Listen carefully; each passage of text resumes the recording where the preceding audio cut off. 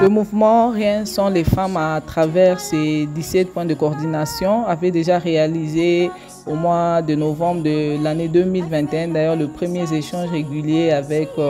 les autorités politico-administratives ainsi que les autorités coutumières, et au cours duquel il y a eu des cadres de concertation qui ont été mis en place, certains actes d'engagement qui ont été écrits et des actes même verbaux qui ont été pris par ces autorités pour renforcer le soutien en faveur de candidatures de femmes au poste de prise de décision, même aux échéances électorales qui pointaient déjà à l'horizon.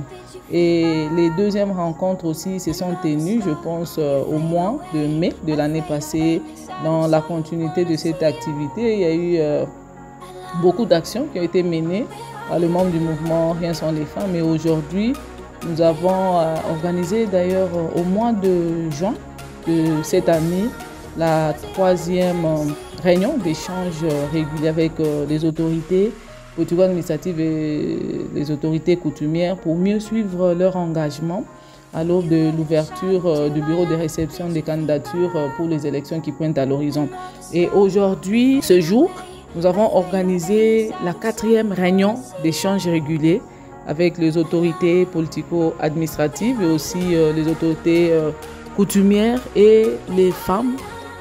les partis politiques, membres du mouvement Rien sans les femmes. L'objectif ici, c'était de voir comment on pouvait augmenter la représentation de femmes au poste de prise de décision à travers les préparatifs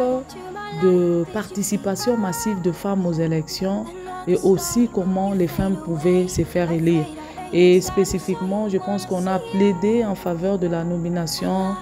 d'un grand nombre de femmes au poste de prise de décision, aussi encourager et influencer même les propositions de nomination de femmes. On voulait encore augmenter l'engagement des leaders politiques et traditionnels en faveur de la parité, parce qu'au-delà des élections, je sais qu'il y a des nominations qui se préparent tous les jours, il y a des cogitations dans le camp des politiques, donc il fallait que les femmes aussi soient en ordre utile pour se positionner.